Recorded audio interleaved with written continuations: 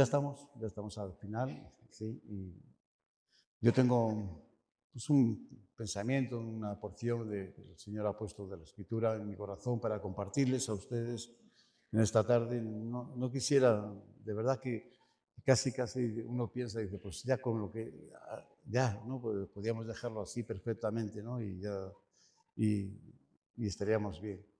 Pero bueno, yo creo que como ya un tiempo que ya estamos ya para despedirnos todos, pues que podamos estar también en esa despedida hasta que nos volvamos a ver. En algunos casos nos vamos a ver mañana, en otros vamos a tardar un poquito más en vernos, ¿sí? Pero nos vemos, ¿verdad? Nos vamos a ver. Entonces, en ese como cierre de esto y como despedida, pues también que podamos estar también pues en un mismo sentir, ¿no? Sí, un mismo propósito. Y les pediría que me acompañasen a esta porción de la Escritura. ¿Se escucha bien por ahí? ¿Se escucha o le subimos más? Porque mi voz es baja, ¿eh? Entonces, ahí vemos, pero que no se acople tampoco. Y esta cosa que me pusieron aquí, forward, ahí. En el libro de Nehemías capítulo 8, verso 1 al 11, por favor.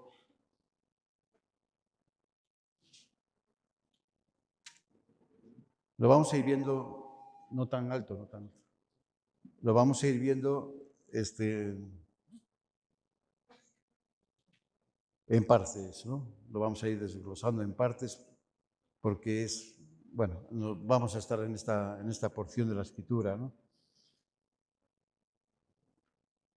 Y vamos a ver primero del 1 al 3 y después continuamos. Y se juntó todo el pueblo como un solo hombre en la plaza que está delante de la puerta de las aguas y dijeron a Esdras, el escriba, que trajese el libro de la ley de Moisés, la cual el Señor había dado a Israel. Y el sacerdote Esdras trajo la ley delante de la congregación, así de hombres como de mujeres, de todos los que podían entender el primer día del mes séptimo. Y leyó en el libro delante de la plaza que está delante de la puerta de las aguas, desde el alba hasta el mediodía, en presencia de hombres y mujeres y de todos los que podían entender.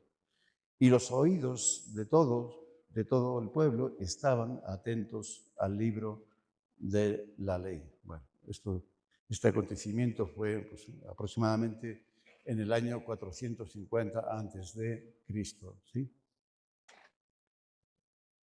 ¿Está bien regulado eso? Porque como que se escucha eco, ¿no? ¿O soy yo que lo escucho? Seguimos. Está bien. Entonces, ahí en el verso 1 y 3, ¿no? Hemos visto. Y en este pasaje encontramos un llamado a participar, sí, un llamado que se hace a participar al pueblo a una asamblea. Este pueblo que había regresado del exilio unos años atrás. Pues, un tiempo atrás, el mismo Esdras les había convocado también a participar a la reconstrucción del altar, si recuerdan, ¿verdad? Primero fue, regresando del exilio, pues comenzaron la reconstrucción y comenzaron por el altar, ¿sí? Y después, posteriormente, fue el templo que había sido destruido por Nabucodonosor. Después se llamó al pueblo para que pusieran en orden, que se pusieran en orden delante del Señor. ¿Y por qué se tenían que poner en orden? Bueno, pues la causa por la cual se tenía que poner en orden era porque regresando del exilio, pues eran matrimonios, la gran mayoría eran matrimonios mixtos, que se habían contraído matrimonios con mujeres no pertenecientes al pueblo de Israel, ¿no? Mujeres extranjeras, incluyendo también a los mismos sacerdotes y levitas. Ahora, en el tiempo de Nehemías, cuando los muros ya habían sido reconstruidos en su totalidad y el pueblo se sentía seguro, Esdras nuevamente hace una convocatoria voluntaria a todo el pueblo. Y el lugar escogido, y en esta ocasión es la plaza donde está la puerta de las aguas. Un lugar espacioso donde cabría una gran multitud. En ese lugar,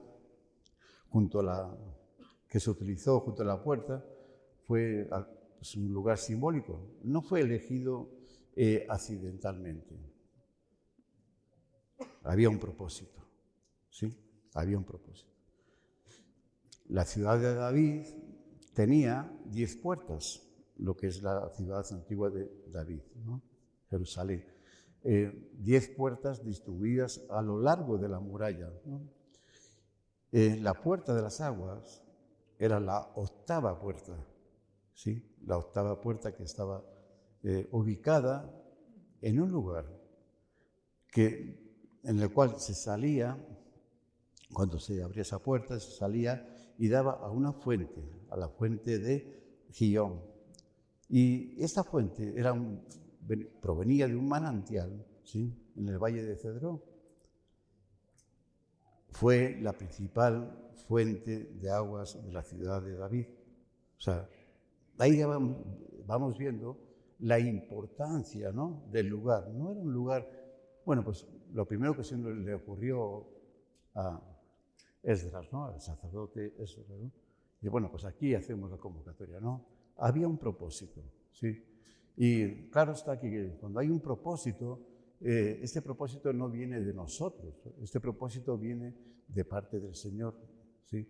Dios pone ese sentir en nosotros y entonces actuamos, hacemos cosas que están dentro de ese propósito, pero no es nuestro propósito, no es que Esdras tenía, ¿sí?, sino era el sentir que Dios puso en el corazón de Esdras. Bueno, era la principal fuente de agua de la ciudad de David. Y entonces, una fuente que corría el agua, pero que corría interminablemente, ¿sí? Y, por tanto, pues abastecía la ciudad antigua de Jerusalén. El agua, en la Biblia, simboliza en muchos de los casos a la palabra de Dios. ¿Estamos? Entonces, el agua, vamos a ver algunos ejemplos, ¿no? Pero el agua simboliza, en muchos, no en todos, pero en muchos de los casos, a la palabra de Dios. La palabra nos limpia, purifica, santifica y nos da vida. Hay un ejemplo que a mí me gusta, en el tabernáculo, sí, si recuerdan, pues en el tabernáculo pues están los atrios y está el altar de bronce, y entrando por esa puerta pues es lo primero que nos encontramos, pero después del altar de bronce, lo siguiente objeto que nos encontramos antes, en los atrios, antes de entrar al lugar santo, al lugar donde está la presencia de Dios, está la fuente, ¿sí? Estaba la fuente. Y esta fuente era una fuente hecha de bronce, ¿sí? ¿Y de dónde sacaron los israelitas este bronce para hacer la fuente? Bueno, pues según los eruditos nos dan detalles, nos dicen que esta fuente fue hecha de este material de bronce, de los espejos de las mujeres israelitas, judías, que entregaron sus espejos, porque eran espejos, pues no había espejos como conocemos hoy, ¿no? Era bronce pulido, ese era el espejo. Y entonces ellas entregaron sus espejos como material para hacer la fuente. Imagínense, ¿sí?, lo importante que es que era para las mujeres y sobre todo para las jóvenes, ¿sí?, entregar sus espejos. Pero estaban entregando su hermosura, ¿sí? Estaban entregando para ese objeto que iba a ser la fuente, ¿sí? Y también no solamente estaba entregando su hermosura, sino este espejo simbolizaba también, este material simbolizaba que esa fuente que contenía ese agua, que era pura, limpia, era pues también un reflejo, ¿no? Donde ellos, los sacerdotes, antes de entrar, se tenían que ver, ¿sí? Tenían que ver sus imperfecciones y limpiarse con el agua que tomaban ahí, de esa fuente. Y entonces, una vez que hacían este ritual, ¿sí? Podían entrar al lugar santo, pero no podían entrar así de cualquier manera. Tenían que entrar con limpieza, ¿sí? Tienen que ser limpios. Y así es también para nosotros, ¿verdad? O sea, no podemos querer estar o entrar en la presencia, también nos han hablado de entrar en esa presencia de Dios, pero no, pues hay que entrar con un corazón limpio, ¿no? Pero vamos a ir viendo, ¿no?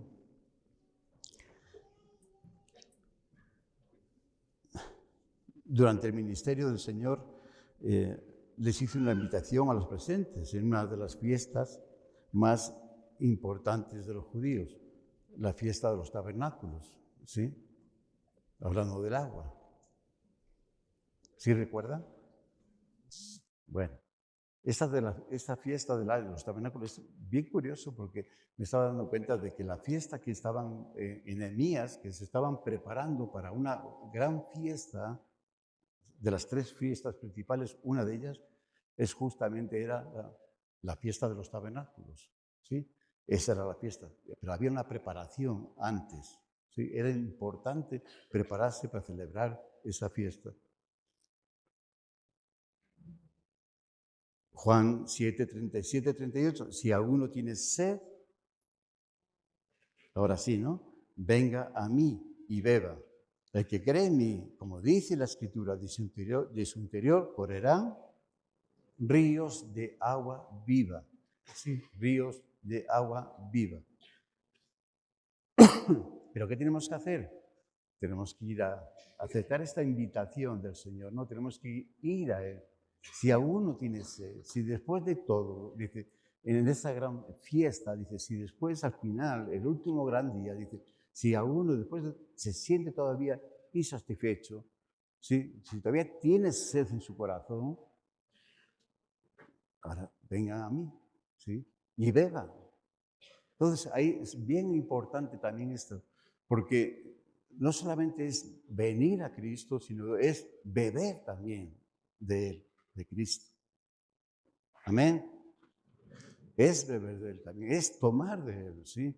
Y entonces dice que a partir de ahí, en ese momento que vamos a Cristo y tomamos de esa agua, dice que de su interior, no es algo exterior, no es algo superficial, no es algo, es desde lo más profundo de nuestro ser, desde nuestro corazón, dice, correrán ríos de agua viva, ¿sí?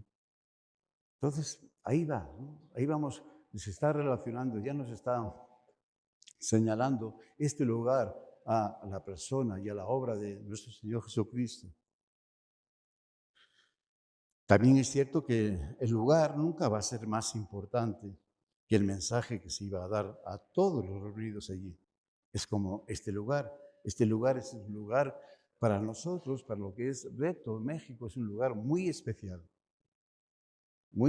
porque fue el lugar donde llegamos por primera vez. Sí, es el lugar donde se han hecho todas las convenciones, ¿sí? Y a veces nos preguntan, dice, ¿por qué hacen la convención hasta allá, hasta Oaxaca, Tlaxiaco? O sea, podían hacerlo en Yautepec, ¿no? Pues sí, podíamos hacerlo en Yautepec. Tenemos las instalaciones y los medios y se podría hacer, ¿no? En Yautepec se podría haber hecho ya, mejorar un poco más y ya se podría. Pero ese lugar, hay lugares que son especiales, ¿sí? Hay lugares que son especiales. Pero eso no lo hacen, solamente lo hace eso, es un lugar especial, ¿de acuerdo?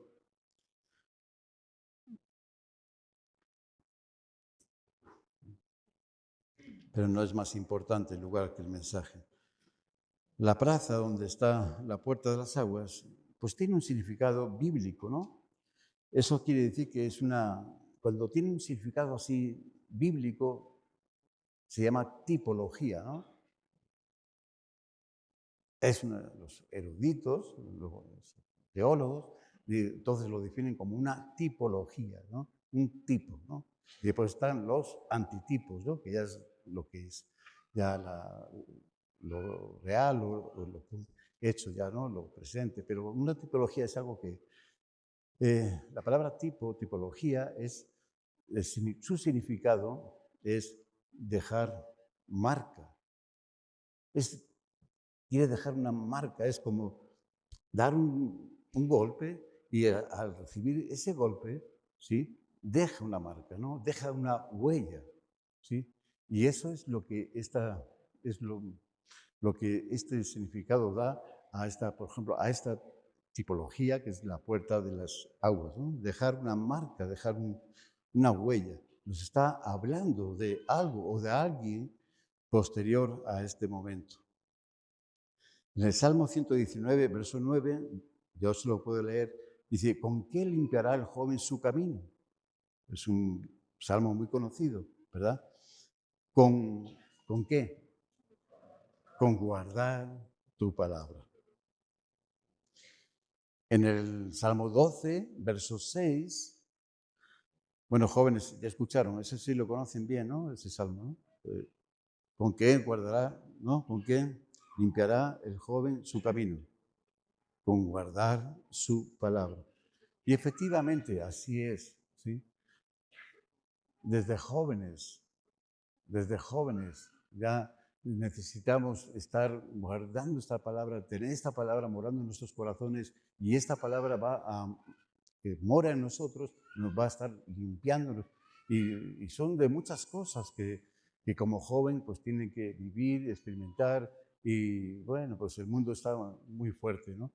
Pero con guardar su palabra, ahí nos limpiará de esas cosas.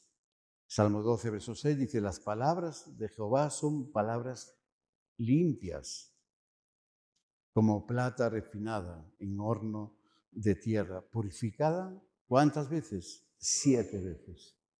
Entonces es completamente pura. No hay lugar, no hay lugar para la contaminación en la palabra de Dios. Es completamente pura. En el Salmo 119, 140, dice el salmista, dice, sumamente pura es tu palabra. ¿Y qué más nos dice? Y la ama tu siervo. Sumamente pura, o sea, completamente pura es tu palabra, limpia, ¿sí? Es tu palabra. Y tu siervo la ama, el salmista. Qué importante, tener ese gusto por la palabra, ¿sí? Tener ese amor por la palabra. Eso nos va a ayudar. ¿Cuántas veces le ayudó al salmista, a David? El amor a la palabra de Dios, el gusto por la palabra de Dios. ¿Cuántas veces no le ayudó? Todas, todas. Porque él sabía quién tenía, él sabía que no era perfecto, había muchas imperfecciones en él, como en todos, claro. Pero cuando él cometía sus errores, él sabía dónde tenía que ir ante el trono de gracia. Bueno, en Mateo 5:8 nos compartieron también, creo que Andrés dice, bienaventurados los limpios de corazón, porque ellos verán a Dios. ¿Quiénes? Los limpios.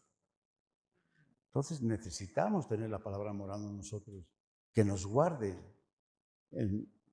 como lo vimos, ¿no? A los jóvenes que guarden esta palabra. Necesitamos tener esta palabra que mora en nuestros corazones, que la amamos también, que nos limpia, que es sumamente pura, pura.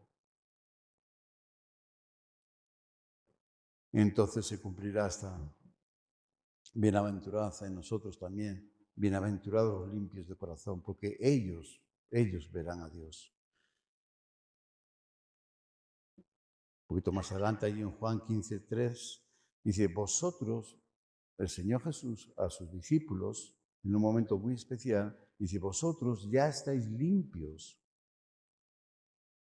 por la palabra que os he hablado. A sus discípulos, vosotros ya estáis limpios por la palabra que yo os he hablado.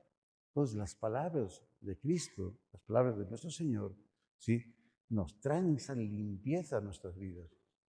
Tenemos que tener esa convicción y esa certeza, esa seguridad, ¿sí?, de que si tenemos las palabras de Cristo morando en nuestros corazones, ya estamos limpios. Sí, pero todavía hay cosas que durante el día pues uno hace, y pensamientos y deseos. Y dice, sí, pero ya estás limpio.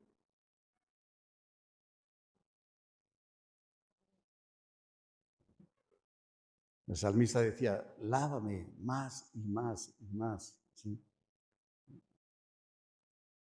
Porque todavía él sentía que dice, sí, estoy limpio, Señor, pero sigue lavándome más y más y más, porque esto no va a quedar aquí.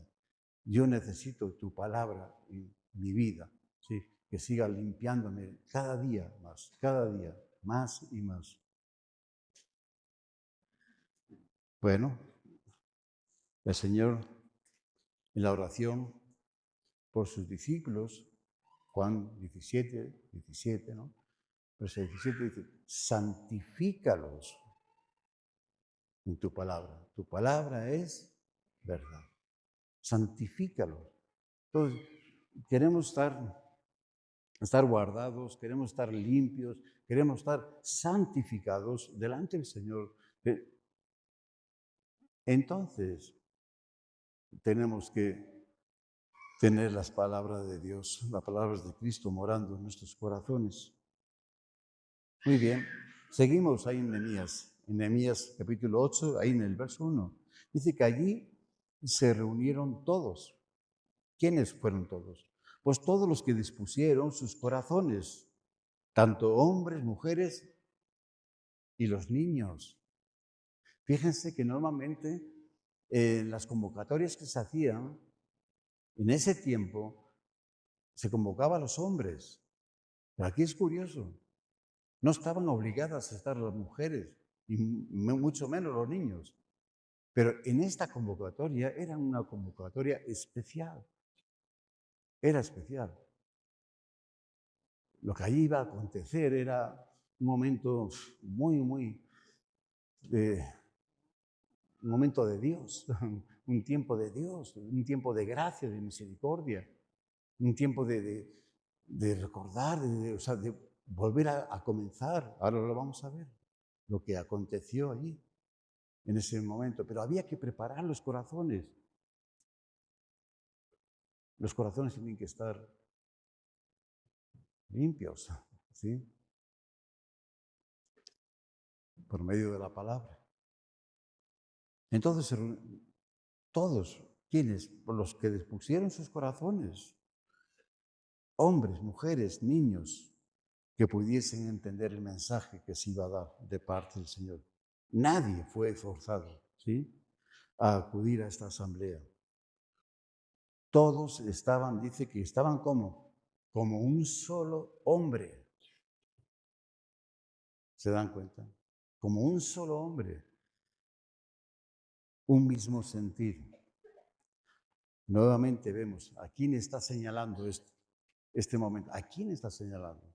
Pues claramente está señalando a los primeros cristianos, ¿no?, que encontramos en el libro de Hechos, en el nacimiento de la iglesia, en Pentecostés, de cómo vivían estos cristianos y que todos estaban en un mismo sentir y que compartían todo.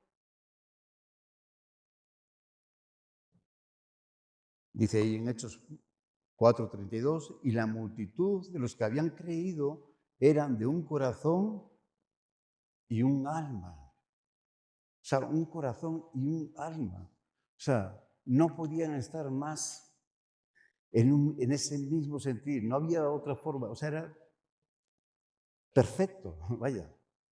Era estar en esa unión, en ese sentir, en un pensamiento, un corazón, en el alma, o sea, lo más profundo de ellos. No había corazón y alma. Tremendo, ¿eh? ¿Cómo era? Pero ¿quiénes eran los que estaban con este mismo corazón y alma? ¿Quiénes eran, hermanos? Los que habían creído.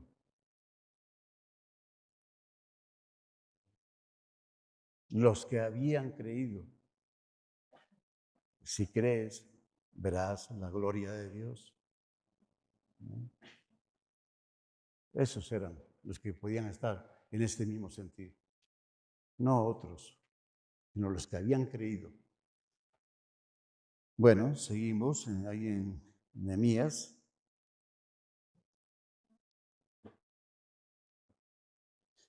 Y el escriba Esdras estaba sobre un púlpito de madera que había hecho para ello. Junto a él estaban Matatías, Sema, Anías, Urías, Hilcías, Masías, a su mano derecha, y a su mano izquierda Pedaías, Misael, Malquías, Ahazún, Asbadana, Zacarías y Mesulán. Bueno, menos mal que ya... Vaya nombrecitos, ¿no? Verso 5. Verso 5. Y abrió pues Esdras el libro a los ojos de todo el pueblo, porque estaba más alto que todo el pueblo. Y cuando lo abrió, todo el pueblo estuvo atento. Bendijo entonces Esdras al Señor, Dios grande, y todo el pueblo respondió, amén, amén. Alzando sus manos y se humillaron y adoraron al Señor, inclinados a tierra. ¡Wow! ¿Eh? Qué tremendo, ¿eh? Lo que aconteció.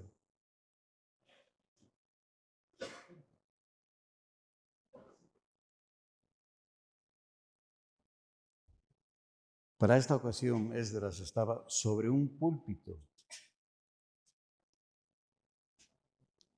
Primera vez que se escucha, se queda registrado púlpito, se menciona a este objeto en las escrituras.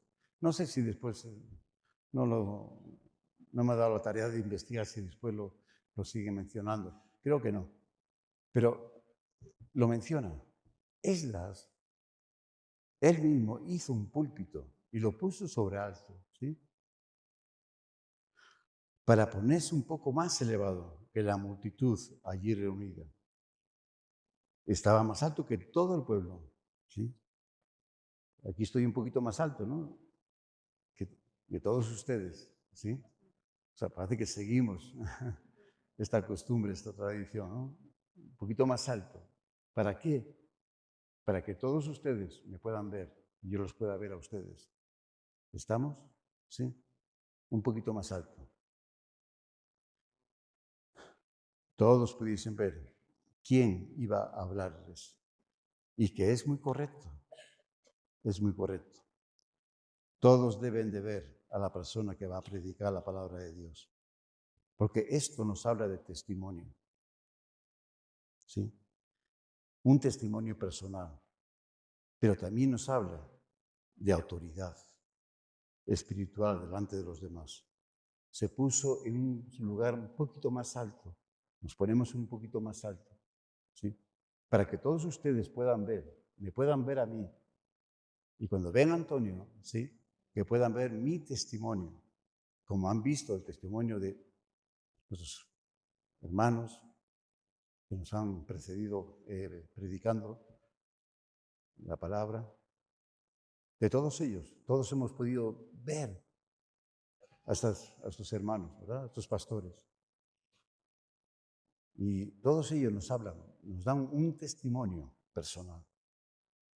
Es importante conocer quién nos habla de parte de Dios. Hoy en día es bien difícil esto, es bien complicado. La tecnología, YouTube, bajamos y ¿le conoces? No tengo ni idea. Pero Me gusta que lo que dice, se escucha bien, que tú conoces su vida, sus acciones, cómo se conduce en este mundo. No, pero bueno, pero está bien lo que habla. No es suficiente. Lo más importante es conocer, o sea, quién habla, ¿sí? Qué es lo que nos habla y de quién nos habla, ¿sí? Y cómo está su vida, si está de acuerdo a lo que nos está hablando también. ¿Sí? Nuestro Señor Jesucristo predicó con el ejemplo. Ejemplos he dado, para que sigamos ese ejemplo. También nos lo compartieron. Para que sigamos ese ejemplo. Bien importante. Y todos aquí estamos, un poquito más alto, no para aquí estoy. Y si a alguno le sale esa actitud y está mal, de plano está mal, pues mejor que se baje. Pero aquí estoy, ¿para qué? Para que me vean. Para que me vean. ¿Sí? Que vean si me conduzco según la palabra de Dios. ¿Sí? Y otra de las cosas es también la autoridad, muy importante, la autoridad espiritual delante de los demás. Dice en Santiago, capítulo 3, verso 1, dice, hermanos míos, no os hagáis maestros,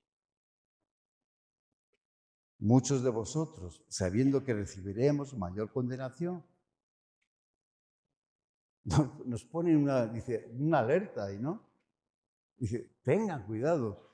Miren, todo esto viene un poco, estoy dándole un poco de tiempo al púlpito porque escuché a un joven, dice, con 21 años decir, yo ya estoy listo para predicar el Evangelio. Oh, a ver, este joven, después de estar pues, 2, 3 años sentados ahí, como están ustedes, enfrente y viendo este púlpito, y este púlpito, de verlo tanto, nos atrae, nos atrae. Hay una atracción y al final uno termina diciendo, ah, estamos, me imagino, ¿no? Este joven ahí escuchando una clase, otra clase durante 3 años y viendo al pastor, al maestro, y, bueno, y él, qué bonita palabra, dice, yo algún día voy a estar ahí, ¿no? Y algún día yo voy a ser el que voy a estar ahí enseñando y todo. Y está bien, en parte está bien, es correcto tener ese deseo, pero hay que ver lo que representa, ¿sí? este objeto que está aquí, ¿sí? El púlpito, lo que nos está trayendo, cuidado, no es solamente la parte. Estar ahí es una cosa, estar aquí es otra, muy diferente.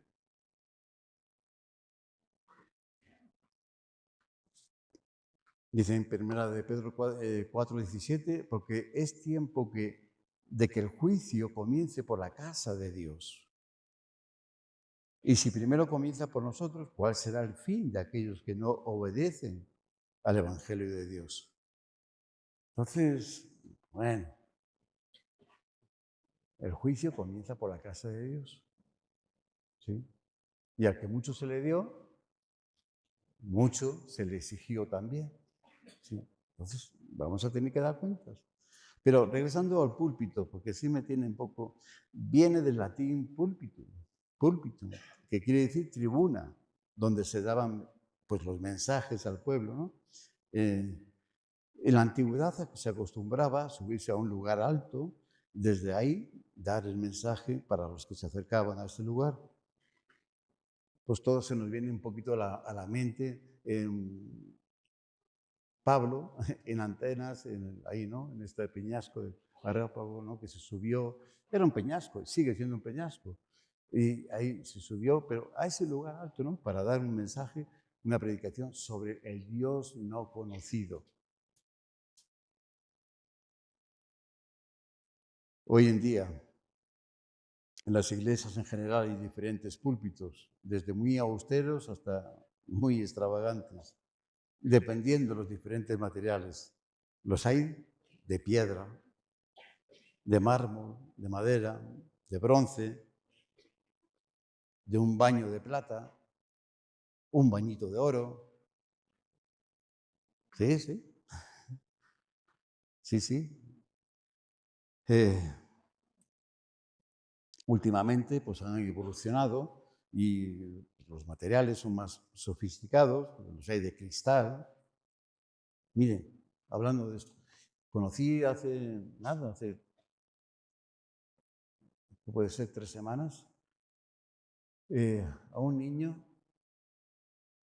su papá y este niño de unos 12 años, traía, o sea, su cuello así, pero cortado, deformado, ¿sí? Y claro, y le pregunté a su papá, ¿qué le pasó? Dice, en la iglesia tenía un púlpito de cristal y el niño jugando, pues se le tropezó, hizo algo ahí con el púlpito y se le vino encima y se le cortó. Estuvo a borde de la muerte por causa del púlpito. El niño estaba bien, estaba contento y eso, pero sí quedó ahí con esa señal. Bueno, el púlpito en sí es un objeto, es un objeto. Lo podemos acondicionar a nuestra manera, al gusto, dependiendo del lugar y las personas que van a estar enfrente, ¿no? A lo largo de la historia del hombre encontramos el uso del púlpito en algunos casos para dar un mensaje político, bélico, educativo, religioso, ¿no? Pero desde un punto de vista cristiano, nuestra perspectiva debe ser diferente, porque el mensaje es totalmente diferente, partiendo de la esencia misma, que es que la palabra es inspirada por Dios, ¿sí? Por el Espíritu de Dios. A diferencia del mensaje del hombre, que es del hombre para el hombre. Y ahí se queda, ahí se queda.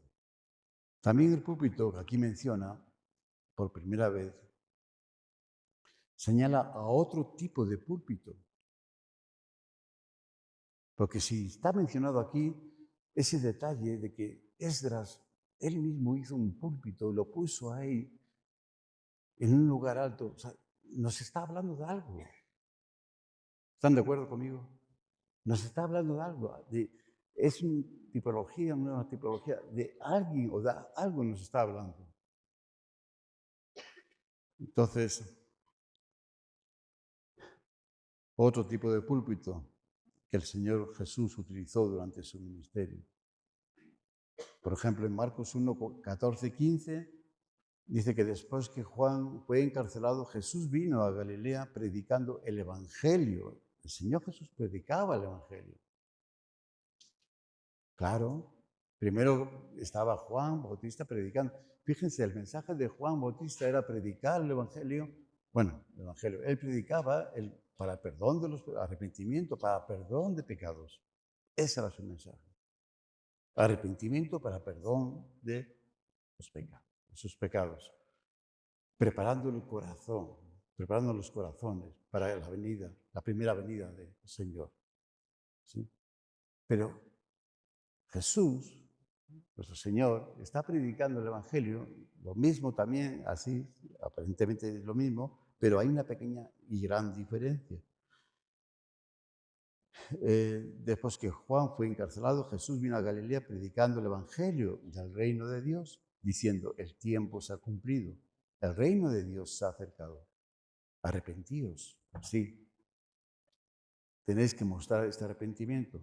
¿Pero para qué? ¿Para perdón de pecados? No, dice, arrepentíos y creed. ¿En qué tenían que creer? En el Evangelio. En el Evangelio, porque el Señor ahí estaba ya, ¿sí? Delante de ellos. El tiempo se ha cumplido. ¿Sí?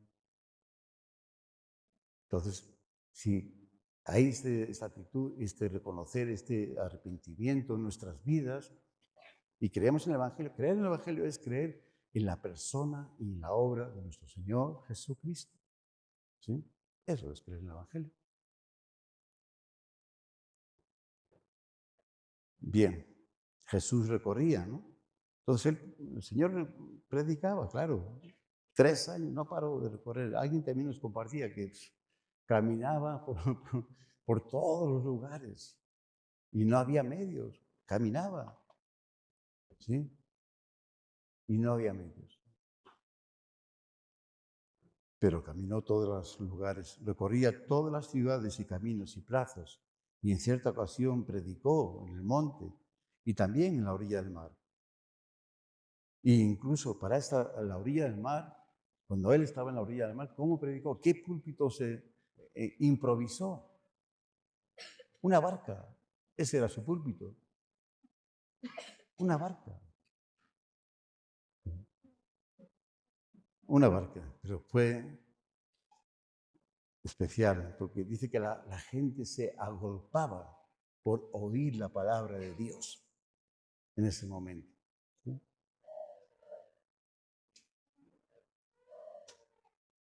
Bueno,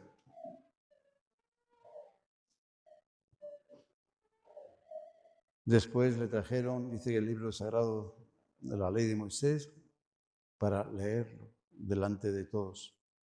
Y esto fue un momento muy solemne. Dice que cuando lo abrió, todos los ojos estaban atentos, todos los ojos. Cuando abrimos la escritura, la palabra, o sea, nuestros ojos están atentos, ¿sí? Nuestra actitud cambia. No es un libro más, no es un libro más. Es la palabra de Dios que está aquí escrita, ¿sí? Y que es revelada a nuestros corazones por el Espíritu de Dios. Entonces, prestamos atención a esa palabra con actitud reverente a la palabra de verdad, a la palabra santa, a la palabra limpia, ¿sí? Y le prestamos toda nuestra atención. Así estaban todos. Fue un momento solemne, total. Recuerden, ellos venían del exilio.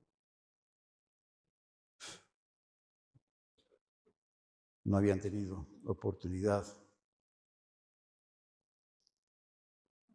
Todos los ojos estaban atentos y comenzó la lectura de las Escrituras con la ayuda de 13 levitas que fueron de mucha ayuda para que todos los presentes pudiesen entender la palabra que se estaba leyendo.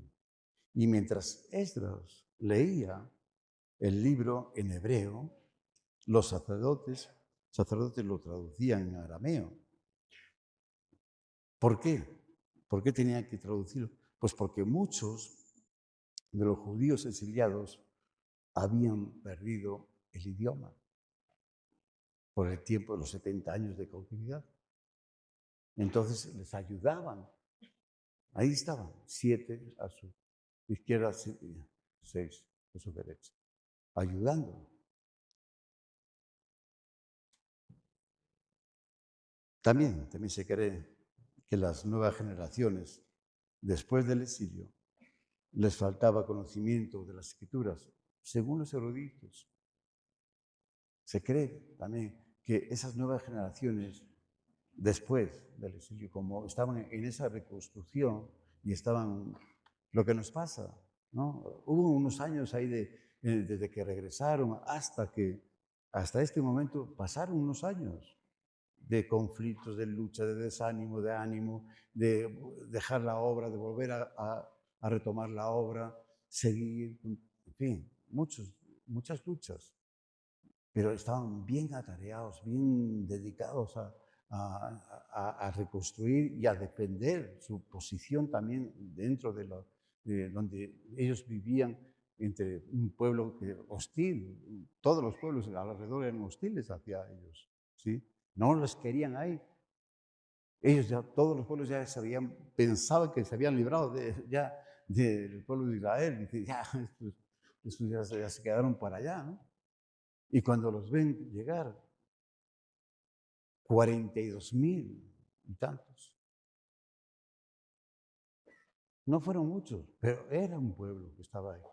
Esos son los que estaban ahí también reunidos, estos 42,000. Por eso necesitaban un lugar espacioso, ¿sí? Para que escuchase, un lugar donde él pudiese ver y escuchar y hablar la palabra de Dios. Bueno, unos leían, otros traducían. ¿De qué nos habla esto? Unos leían, otros traducían. En la obra que el Señor quiere hacer, esa obra redentora, esa obra que va dirigida hacia el hombre perdido, a que sea salvo, ¿sí? Que a nosotros hay lugar para todos.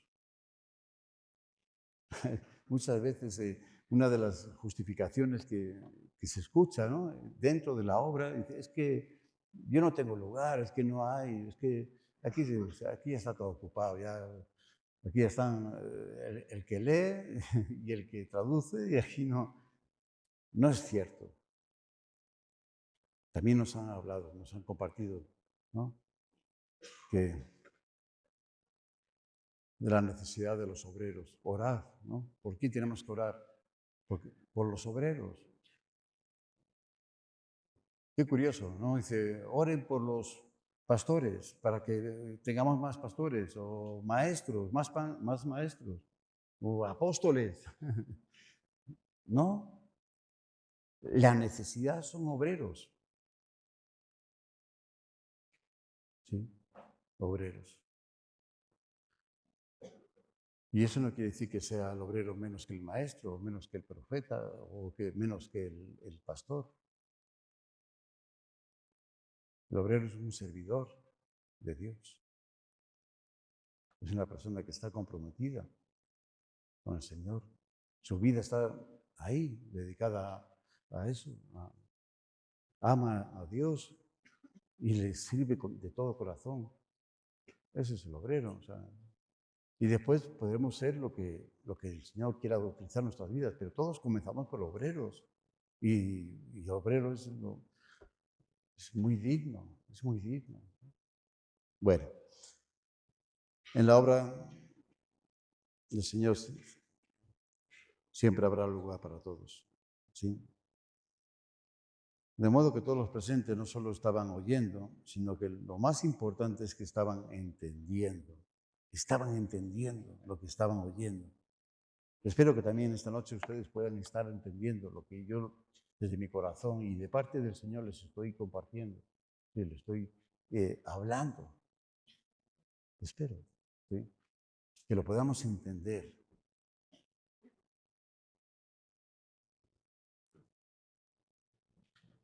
Si el que predica la palabra la siente y la retiene, sentir la palabra y retenerla es vivirla, es vivir en el Evangelio. No solamente conocer el Evangelio, podemos conocer el Evangelio desde el principio hasta el final, todo. O sea, para una persona que tenga un intelecto un poco alto no va a ser muy difícil tampoco. Es memorizar todo y tener un conocimiento, pero ¿de qué le sirve? De nada. Pero si lo vive,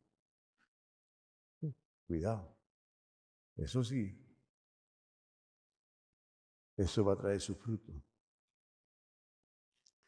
Y si es así, si la siente, la retiene, la vive en su corazón, esto va a afectar también al que escucha.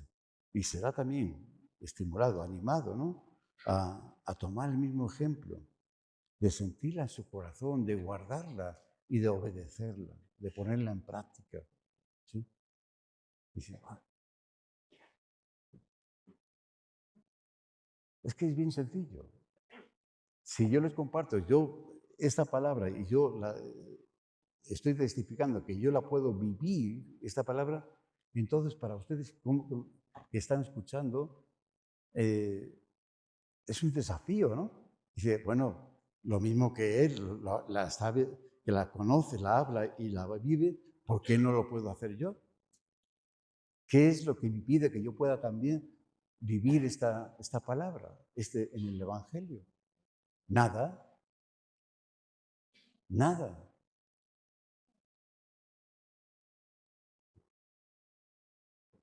Nada lo impide. Es un acto de voluntad nada más.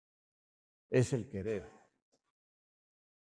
Es escuchar la palabra y recibir la palabra y decir, Señor, gracias por tu palabra. La he recibido, la he entendido y esta es buena para mi vida y la voy a poner en práctica. Ahí estamos. Ya está. Esto no es más complicado. Ese es el Evangelio de nuestro Señor Jesucristo. Esa es su predicación, es su mensaje. Salmo 119, 130, muy conocido. La exposición de tus palabras, ¿qué? Alumbra, ¿sí? La exposición de tus palabras, alumbra. O sea, alumbra, da conocimiento.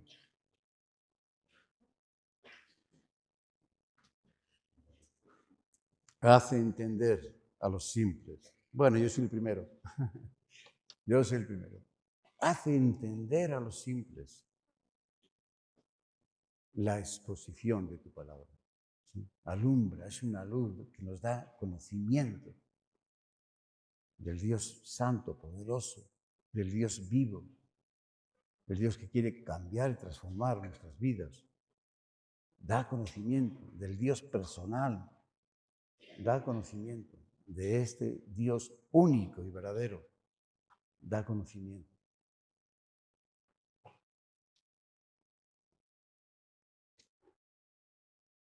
Pero la exposición de tu palabra, sí, es importante lo que estaban haciendo. ¿Recuerdan a Felipe con este hombre, con el etíope? ¿Sí? Él estaba bien interesado en la palabra, pero no entendía nada. Pero él tenía el deseo.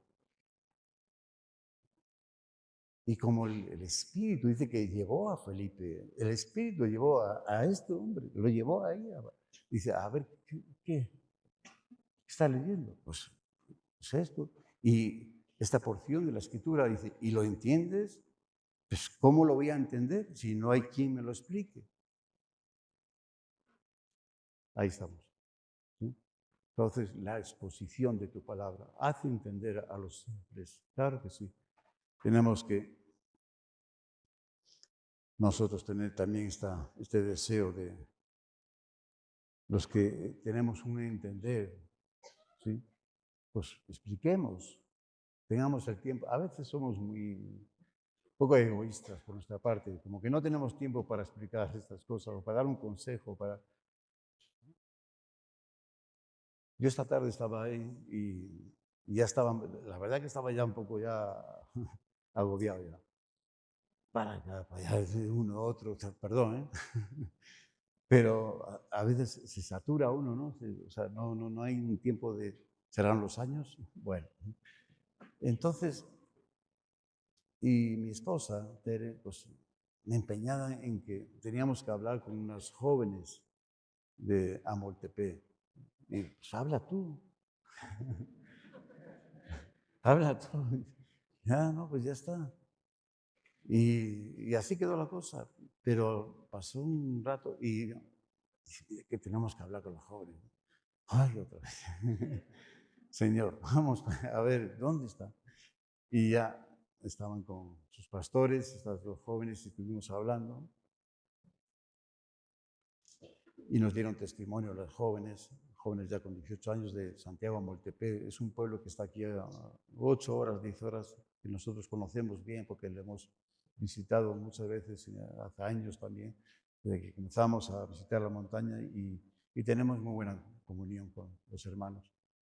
Y ellos comenzaron a dar su testimonio y dicen, ya terminamos de estudiar, ya estamos listas, nosotros queremos servir al Señor, queremos ir al reto. Oh.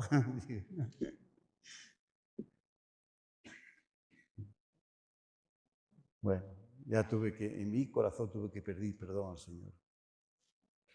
Perdóname, Señor. Y yo no quería dedicarle ni 5 minutos. Y mira lo que ellas esas jóvenes traen en su corazón una ofrenda agradable al Señor. Amén. Dediquemos nuestro tiempo también, no seamos tan egoístas, dediquemos nuestro tiempo a atender a los demás, a escucharles, a poder darles una palabra, a explicarles el plan de salvación, ¿sí? Ese plan que Dios tiene, un plan personal, ¿sí? Para ellos también, cómo Dios quiere utilizar sus vidas.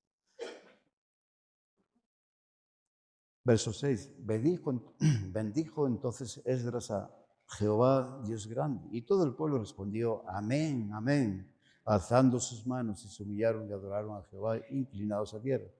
Entonces Esdras comenzó a la lectura dando gloria a Dios. Y los presentes rindieron sus corazones en reverencia al Dios Santo. Esta es la actitud correcta, hermanos, para poder recibir la palabra de vida, la palabra santa. Esa es la actitud correcta. Un corazón temeroso de Dios, un corazón reverente a su palabra, ¿sí? Esa es la actitud correcta. Así recibimos la palabra de Dios. Amén, amén. Gloria a ti, Señor. ¿Sí? Amén.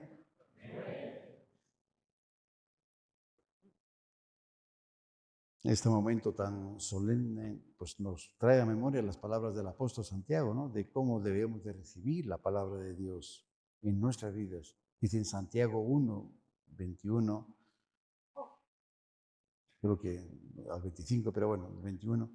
Por lo cual, desechando toda inmundicia y abundancia de malicia, recibid, ¿cómo? Con mansedumbre, ¿sí? La palabra implantada, la cual puede salvar vuestras almas. Fíjese. Dice, ¿cómo tenemos que recibir esta palabra? Dice, con mansedumbre, dice, dice, desechando toda inmundicia, esa limpieza que hemos estado viendo, ¿no? Y la abundancia de malicia, esa pureza, tener ese corazón limpio, ese corazón puro. Dice, entonces recibid con mansedumbre, con humildad, que también nos han hablado de la humildad en estos días, y lo importante que es esa humildad, y qué difícil es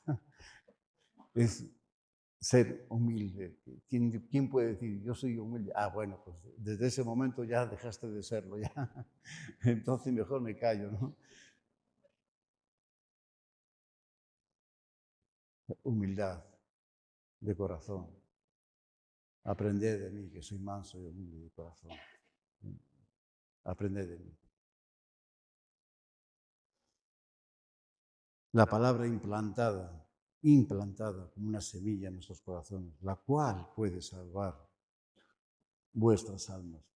Y la semilla, esta semilla que está refiriendo aquí, que es implantada, que es la palabra de Dios, la recibimos en nuestros corazones. ¿Qué tiene que hacer para que pueda decidir la cual puede salvar vuestras vidas? La cual puede salvar vuestras vidas. Es que ahí deja ¿cómo? No dice la que va a salvar vuestra vida, dice la cual puede salvar vuestra vida. No es que lo ponga en duda, pero hay algo ahí, hay un detallito ahí muy importante, ¿sí? Que está hablando de una semilla que es la palabra de Dios, que es implantada en nuestros corazones, pero nuestro Señor Jesucristo dijo que esa semilla tiene que morir. Le dice, la semilla tiene que caer en la tierra y tiene que morir. ¿Para qué? Para llevar mucho fruto. Mucho fruto. Entonces, tiene que morir esa semilla, porque la semilla en sí es la semilla. Todos conocemos, la podemos tener en la mano. Pero ¿dónde está la vida de la semilla? Está en el interior de la semilla. Está en su interior. ¿Sí? Y para que muera, para que ese cascarón rompa, muera, ¿sí? Y brote la semilla, la vida que está dentro, hay que hacerla morir. Tiene que morir.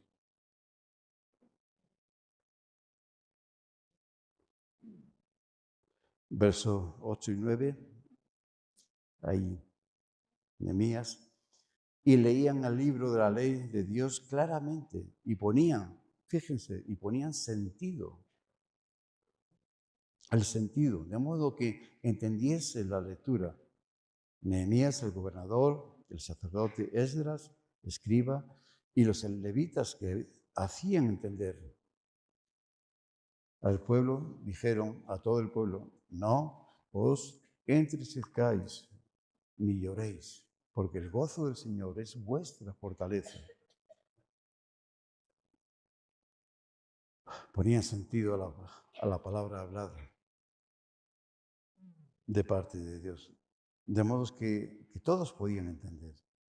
Y el resultado final de este entender no era otro que el pueblo reconociera al único Dios santo y creador, el Dios personal. Dice: Dios santo es Jehová nuestro Dios. Esta es una declaración de fe. Dios santo es Jehová. Bien. Nuestro Dios, un Dios personal, nuestro Dios.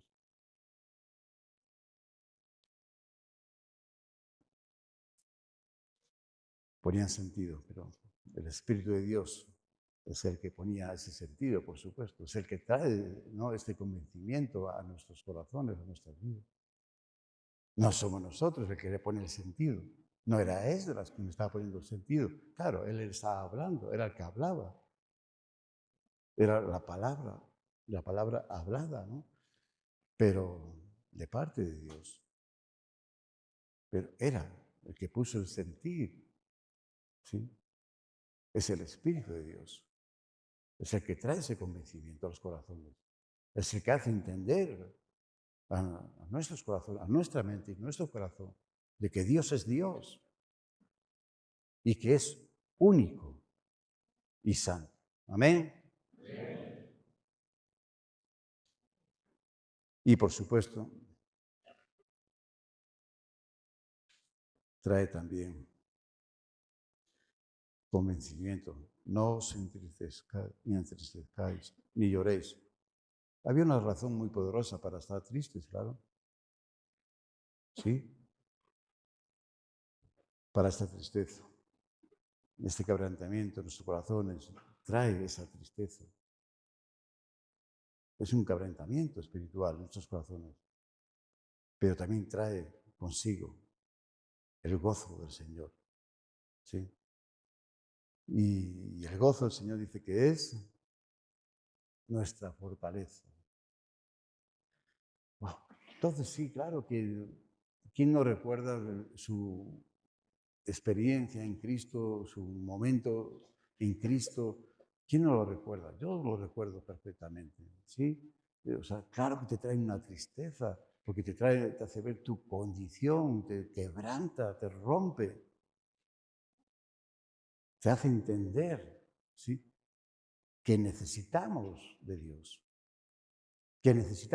y si no hay ese romper, nos quedamos solos, como esa semilla que se queda sola. Entonces trae un quebrantamiento, se rompe, pero es para salvación, es para vida eterna, es para ese gozo que es nuestra fortaleza. El gozo del Señor es nuestra fortaleza. Entonces, el gozo del Señor viene a consolar, a traer ese consuelo a esa tristeza que tenemos, ¿sí? Y, por supuesto, completamente, ¿no?, lo cubre esa tristeza, porque nos hace ver nuestra nueva vida, nuestro fin, nuestro final, nos hace ver quiénes somos ahora en Dios, en Cristo, ¿sí?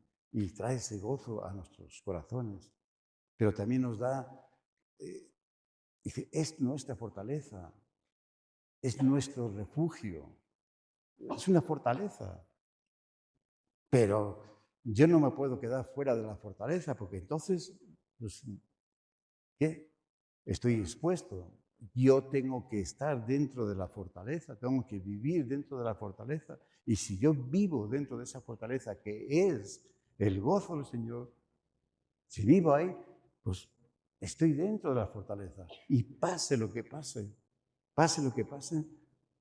estoy seguro, viviré seguro y tendré esperanza. Amén. Pero tenemos que estar dentro de esa fortaleza. Hermanos, no nos quedemos fuera. Estamos expuestos. Esdras tenía un mensaje de parte de Dios para el pueblo escogido por el Señor. Hoy en día Dios tiene un mensaje para el corazón necesitado que se quebranta en su presencia. Pero vamos a terminar con Esdras, ahí en el capítulo 8, versos 10 y 11, por favor. Y ya estamos finalizando, un poquito más y ya.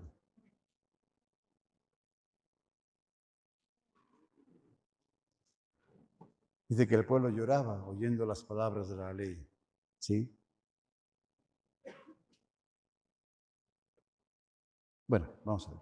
Nehemías, el gobernador, y el sacerdote Esdras, escriba, y los levitas que hacían entender el pueblo dijeron a todo el pueblo: día santo es a Jehová, nuestro Dios. No os entristezcáis ni lloréis, porque todo el pueblo lloraba oyendo las palabras de la ley.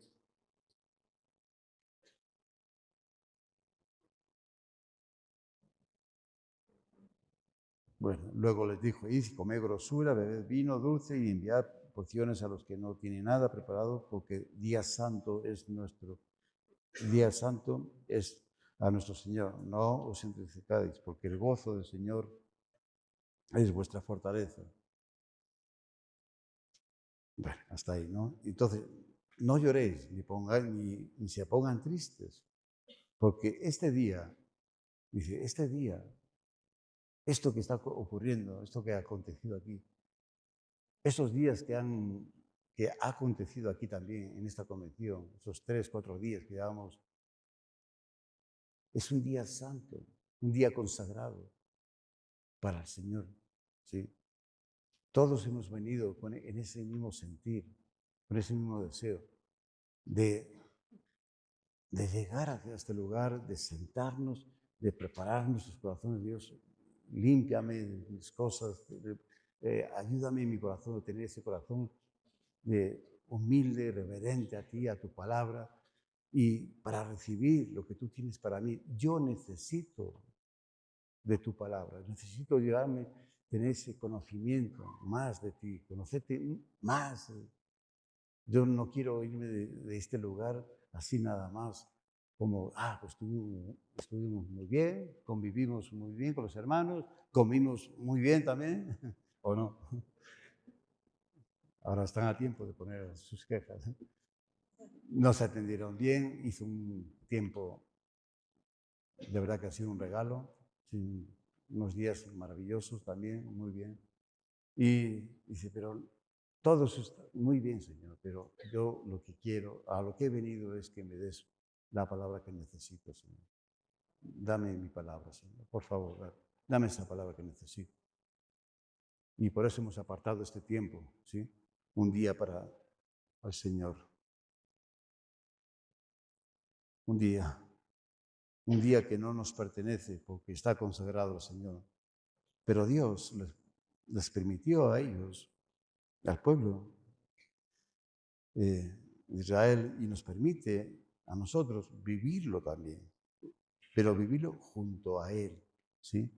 El apóstol Pablo no solamente tenía este deseo de vivir este día junto al Señor, él quería vivirlo, vivir todos los días junto a Cristo. En Gálatas 2:20 encontramos sus palabras, ¿no? Dice, con Cristo estoy juntamente crucificado y ya no vivo yo, mas vive Cristo en mí. Y lo que ahora vivo en la carne, lo vivo en la fe del Hijo de Dios, el cual me amó y se entregó a sí mismo por mí. Amén. Qué declaración, ¿eh? Qué declaración.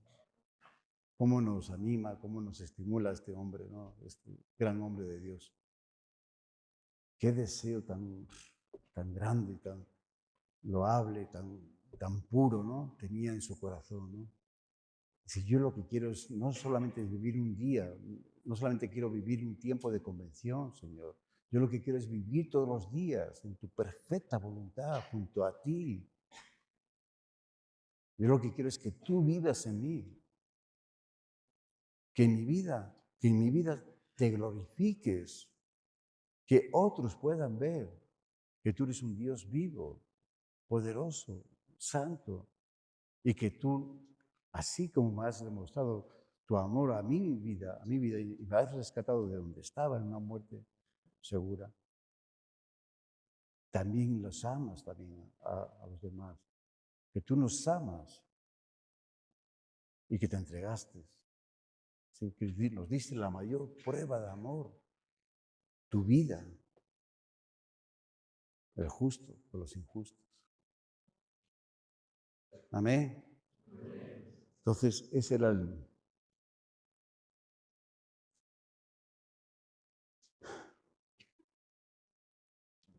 deseo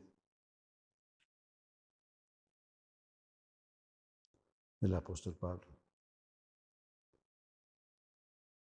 Solamente quiero leer, ya para ir finalizando, leer una porción de otro momento muy solemne que aconteció en el ministerio de nuestro Señor Jesucristo en la tierra.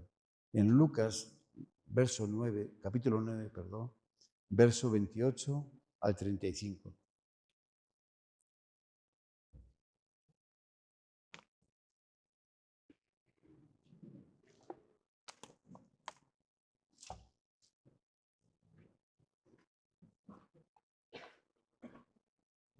Lucas 9, 28, 35.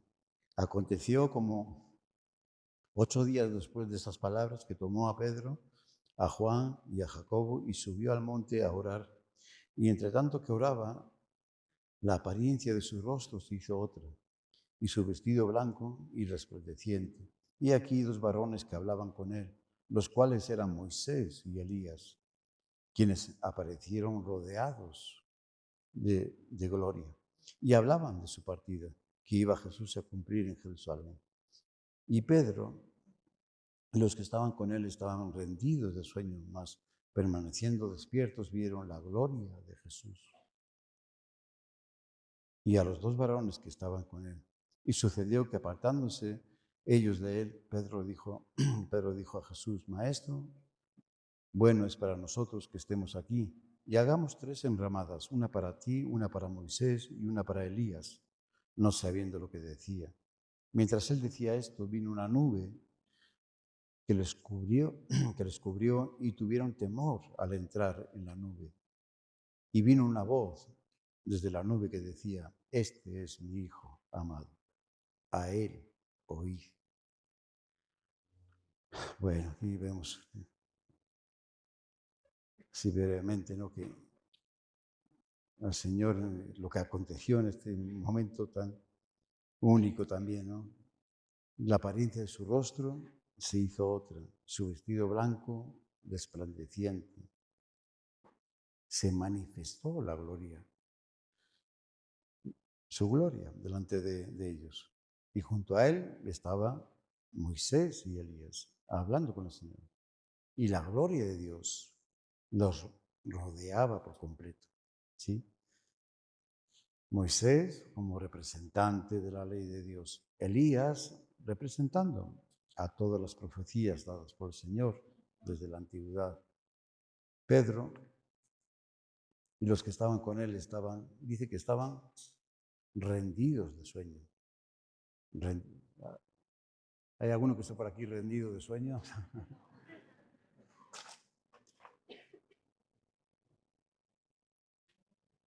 Podemos estar en la gloria de Dios y estar rendidos de sueño.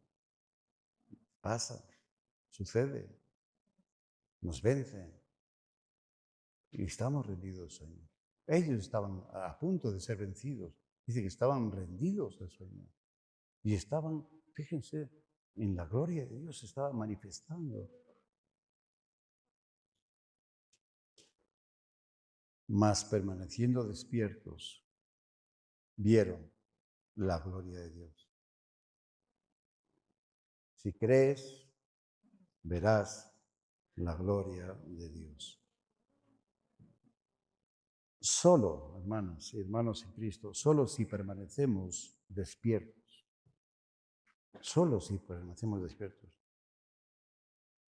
lograremos ver la gloria de Dios.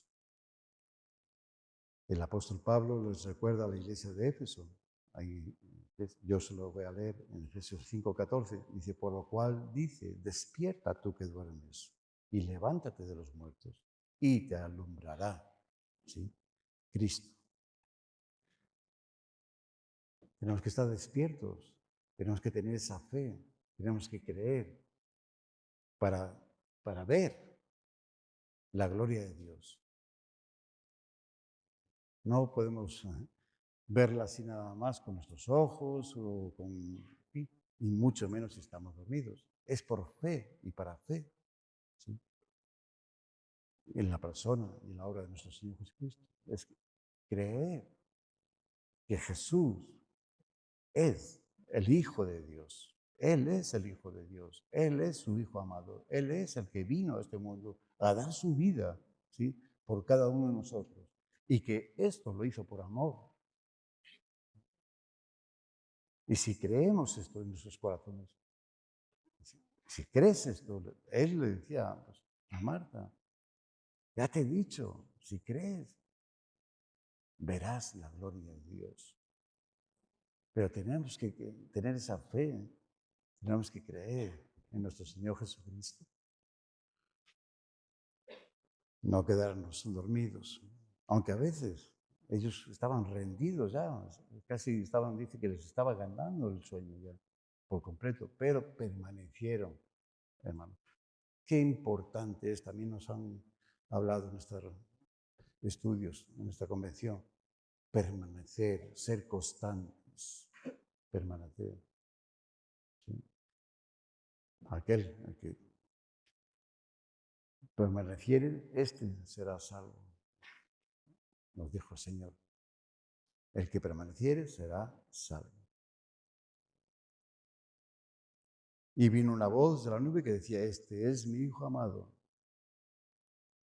a él oíd, a él oíd. Esa es la palabra que tenemos que oír nosotros, no otras palabras, no las palabras de Antonio, de Cisco, de Pastor Miguel. ¿Qué palabra es la que hemos oído en estos días? La palabra de Cristo, ¿sí?, la palabra del Señor, la palabra de Dios. Y si es así, la guardamos en nuestros corazones, la ponemos en obra, pues la bendición, va a estar. Y no va a ser una bendición porque, bendíceme, Señor, bendíceme. No, va a ser una bendición porque amo al Señor, camino con el Señor, vivo en su voluntad. Ese es mi deseo, ¿no? Hago lo que Él me dice, ¿sí? Lo que escucho de Él, lo llevo a la práctica. La bendición está asegurada, 100%. Amén.